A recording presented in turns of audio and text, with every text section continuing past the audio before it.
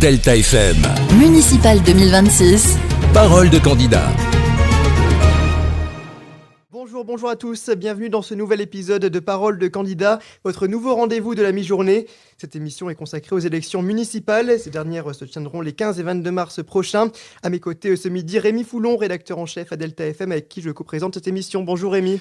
Bonjour Simon, bonjour tout le monde. Vous connaissez maintenant le principe, chaque jour on fait le point sur une grande ville du territoire. Et aujourd'hui on s'intéresse à la commune de Saint-Martin-les-Tatinguem. Une ville de plus de 5800 habitants et deux listes vont s'opposer, Simon. Effectivement Rémi, le maire actuel Patrick Tillier et Bertrand Petit sont tous les deux candidats. Eh bien, on débute cette émission avec Bertrand Petit de la liste Saint-Martin-les-Tatinguem au cœur. Bonjour. Bonjour. Donc à Saint-Martin-les-Tatinguem, vous avez débuté le mandat 2020-2026 en tant que maire, mais en 2023, vous avez dû céder votre place après votre élection en tant que député. C'est alors votre bras droit de l'époque, Patrick Tillier, qui vous a succédé.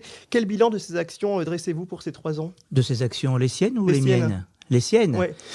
Écoutez, malheureusement, je dois constater que la commune est un peu en sommeil. Je pensais qu'on serait resté sur une dynamique d'investissement, d'action, et beaucoup d'habitants me le disent. La commune, on ne la reconnaît plus vraiment. Le programme des festivités a pratiquement disparu. Il y a quelques actions qui sont menées ici ou là. Et c'est le constat que font malheureusement beaucoup d'habitants de la commune et aussi le groupe majoritaire qui m'a rejoint pour cette élection. Son mandat a été surtout marqué par les inondations en fin 2023, début 2024. Oui, mais on a été vraiment très peu touchés. Nous, en ce qui nous concerne, ça ne peut pas être un prétexte, les inondations. On a été très peu touchés. Il y a eu quelques maisons sur le secteur de la rue du Marais. Pour le reste, ça n'a rien à voir par rapport à des communes comme Arques, Saint-Omer ou Clermarais. On a vraiment été très très peu touchés par les inondations. Voilà. Vous étiez dans la même équipe auparavant, Oui. Vous avez fait le choix de vous présenter de nouveau et lui aussi de son côté. C'est un peu la surprise à Saint-Martin. Comment vous vivez cette séparation ? C'est comme vous, c'est une surprise.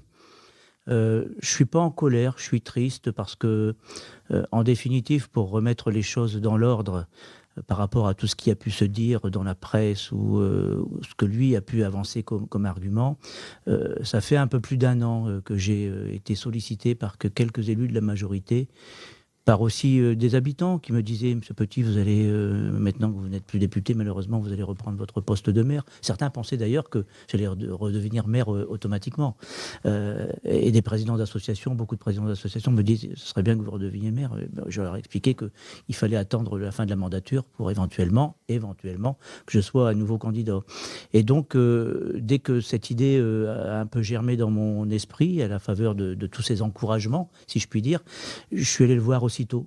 C'était très précisément à 3 reprises, en février et en mars, où je lui ai dit, écoute, j'ai envie de me représenter pour le prochain mandat, parce qu'en quelque sorte, c'est mon mandat qui se termine, je suis légitime. Je t'ai confié le mandat, la fonction de maire en cours de route, par délégation, après en avoir échangé à l'époque avec la majorité municipale qui a accepté mon choix et qui m'a suivi, et je les en remercie. Et donc là, je suis tout à fait légitime à me représenter en 2020. Tu as toute ta place dans l'équipe, comme tu l'as toujours eu depuis le 2001 qu'on est élus ensemble. Et donc, on a échangé à 3 reprises avec lui, en février et en mars, comme je vous dis. Et à l'issue de ces échanges, il m'a donné son accord oral, par la suite écrit, pour repartir avec moi sur l'équipe. Donc aujourd'hui, je suis vraiment surpris et déçu de sa décision, bien évidemment. À l'époque, est-ce qu'il y avait un deal comme on peut le voir à Zuidcote, Capelle-la-Grande ou Marques, où les députés qui reviennent, à partir du moment où ils reviennent, il n'y avait pas de deal à l'époque ? Il n'y avait pas de deal particulier. Moi, je suis allé le voir dans un état d'esprit tout à fait libre et libéré et apaisé pour lui dire, voilà, j'ai envie de conduire à nouveau la liste comme je l'ai fait en 2020 avec l'équipe qui me suit, puisque j'ai quand même derrière moi 19 conseillers de la majorité actuelle qui repartent avec moi sur la liste. Et donc je lui ai dit tout de suite, tu as ta place, tu retrouveras ta place de premier adjoint. Enfin, je veux dire, voilà, je veux dire, on repart comme en 2020, comme on l'a fait les mandats précédents. Il a réfléchi, il m'a dit OK, et puis là, voilà, on est tombés tous un peu dénus. Il a participé aux premières réunions de préparation de campagne. Et puis ici, au mois d'octobre-novembre, il annonce qu'il quitte le groupe. Alors doublement surpris, puisque c'est pour se jeter dans les bras de l'opposition qu'il combattait encore hier, avec des alliances que je considère comme des alliances de circonstances, des alliances improbables et des alliances en définitive, je pense, guidées par la seule défense d'intérêts personnels. Donc vos relations sont tendues depuis la fin d'année? Je lui dis bonjour, on a des relations correctes comme on doit avoir, parce que je suis quelqu'un qui est bien évidemment correct et j'ai reçu une éducation, voilà. Mais bien évidemment qu'on n'a plus les mêmes relations aussi proches qu'on pouvait avoir auparavant, parce que moi-même et toute l'équipe municipale, la majorité municipale, puisqu'aujourd'hui au conseil municipal, Patrick Thillé est minoritaire, il faut le savoir. On a été quand même profondément à la fois surpris, déçus et meurtris par cette trahison. Je dis trahison, c'est important parce qu'il y a un grand patron de l'Audomarois qui m'est proche, et auprès duquel je suis très proche, qui me dit, tu sais, quand tu as tapé dans la main, que tu as donné ton accord, tu le respectes. Si tu ne le respectes pas, ça s'appelle quoi? Ça s'appelle une trahison. On va passer à la deuxième partie l'amertume. de l'interview. Sur votre programme, quelles seront vos priorités en cas d'élection? Alors écoutez, tout d'abord, je pars avec quand même un bilan, celui de 2020 à 2023, où de nombreuses réalisations ont été menées par l'équipe municipale que j'avais encore l'honneur de conduire et de diriger. Il y a eu le dojo, la rue du Rivage, il y a eu la requalification de la place du Rivage en îlot de fraîcheur, un dossier exemplaire.